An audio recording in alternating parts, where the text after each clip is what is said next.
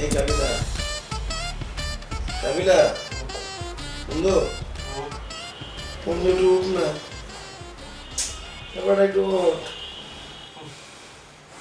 ওঠোস না শুভ তোর না বলে ঠেঙে না ভাঙছে তোর কি আমি হেডও সমস্যা না বন্ধু হ্যাঁ বড়টা সাইডে গেছে তাকে তো বড়টা সামনে একটু নিয়ে আসো পলিথিন ও গানি দিয়ে এটার ভিতরে হালাই দে আরে বেটা এরকম কইস না কালকে সারাদিন হাসপাতালে দৌড়দৌড়ি করতে গিয়ে তো বাথরুম ঠিক মতো হয় নাই বুঝো না আমার খুব খারাপ লাগতেছে নিয়ে চল ভাই ওটা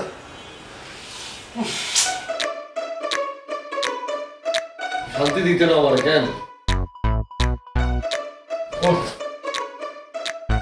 আমি কি কাগো মাইল খাই এসছো ডাক্তার কি কইছে ভেঙ্গেটা কি সারা জীবন হলে বাতিল নি কথা বলিস না আগে টয়লেটে যাই নি তারপর কথা বলিস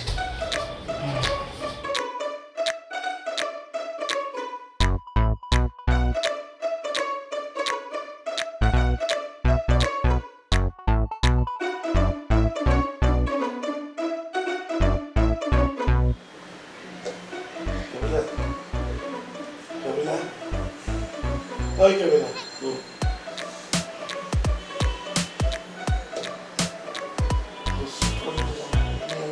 কিয়া টয়লেটে যাবো দোষ আটকি রাখতে হবে আয়া মিত্র বলে আটকি রাখ প্লিজ দোষ ওই যে মায়ের লোকে দেয়া খাই দেয়া কিন্তু ওরা খেয়েছিস না ইংরেজি ডাকবেন যা আমার খুব চাপ দিয়েছে নিয়ে চল না এরকম করিস না দোষ 1 সপ্তাহ না 1 পর্যন্ত উল্টা গুণ এটা রাখতে রাখ আরে বেটা যা শেষবারের মতো নিয়ে চল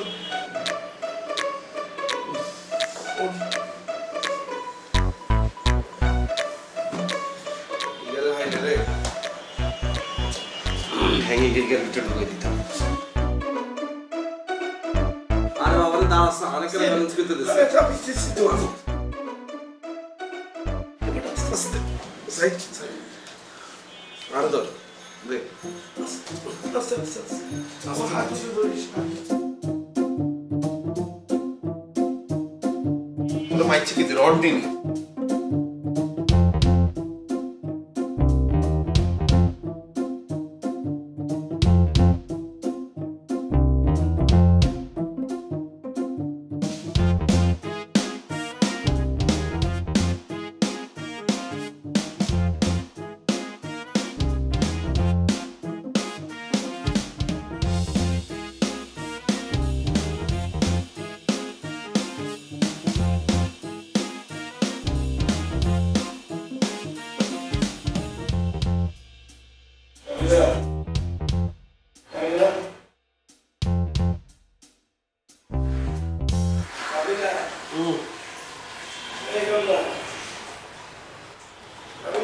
ওইসে নেই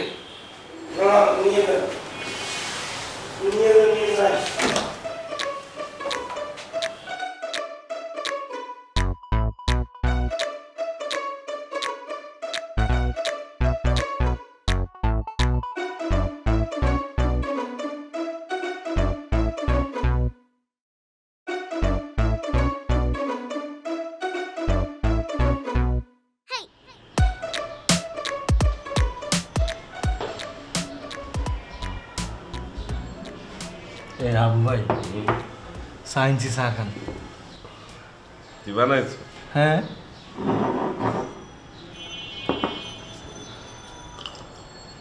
কি অবস্থা এত চিনি দেছো কে একসে চিনি দেছো মিঠে হয়ে গেছে আরে আপনার লোকে মিঠা মিঠা কথা আছে ইলে বলে চিনি বাড়াই দিছি তুই মিঠে কথা বলবা তো তুই আমারে চিনি দেছো কা আচ্ছা আজকে দিছি খাইলাম আচ্ছা আজকে বাজার তুমি কত মারছেন হ্যাঁ বড়া বাজারটা আমার বোকা ওই তো বাজারেই যাই নাই এই তোর কি মনে হয় ওই বাজারটা আমারই অবশ্যই ম্যাডাম এই উল্টো পাল্টা কথা বলবা না আইরে ভাইয়া আপনি যে বাজার তুমি টাকা মারেন এটা যথেষ্ট পরিমাণ প্রমাণ আর কাছে আছে তোর দ্বারা কিসের প্রমাণ তুই কি বলতে চাও কি আর কাছে যে প্রমাণ আছে আমি এটা কইতেছি তুই কাকে বলবা কি বলবা নাকি তুই আর কাছে কি প্রমাণ আছে এটাই আপনার কইতাম না এটাই কাবিলা ভাই শুভ ভাইয়ের কই দিন তুই উল্টো পাল্টা কথা বলবা না কিন্তু একশো সোপার থেকে তো থতমা বানাইয়া দেবো আইরে ভাইয়া আর লোকে সে লাভ নাই এখানে আমি বহুত করছি আর লগে আইন একটা ডিলে যাই, দুই ফ্যামিলি অর্ধেক অর্ধেক।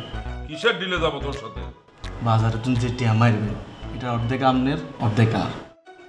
কোনো ডিল মিলে যাইতে পারবো না, ওইটা আমারই না। তাহলে যাই ব্যাগের কই দিয়ে। ঠিক আছে যা, 100 টাকা মারলে 80 টাকা আমার আর 20 টাকা তোর দিয়ে মনে। আর দেখলে কি ধুনচা মনে হয়নি, 20 টাকা তো হইরে রে ভিক্ষাই দিই। আচ্ছা যা বুঝছি, 70 টাকা আমার 30 টাকা তোর দিয়ে মনে। যেটা কইছি এটাই, 50 টাকা আমনের 50 টাকা আর, অর্ধেক অর্ধেক। আরে বাড়া তুই 50 টাকার কথা বলো কেন? আই যা ব্যাগের কই আর। আপনারা বয় আর ঠিক আছে যা, 50-50। ঠিক আছে ডিল। হ্যাঁ আচ্ছা কত মারবেন? আজকে তো বেটা বাজারেই যায় না, টাকা দিচ্ছে কম, মারলে মনে করে 100 টাকা হইতে পারে। আপনি আরে লই চলেন, টিয়া তুমি 200 মারি দিন, আপনার 100 আর 100। কাউকে 200 টাকা মারবো? কিভাবে মারতে এটা আমি কইতেছি, চলো চলো যাবো।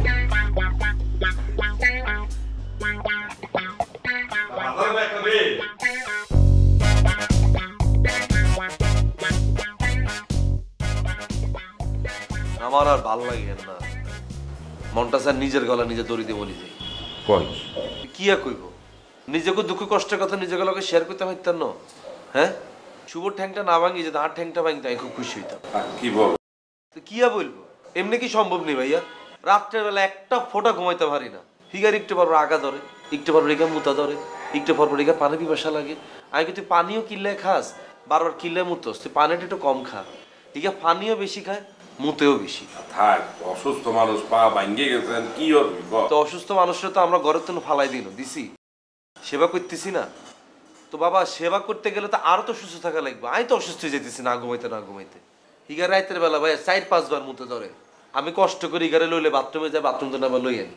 কাইলগা রাইতে হিগারে মাত্র মুতে আনি, হিগারে হতাইলাম। হিগার কথা সান পিঠটা টিভি দিবি।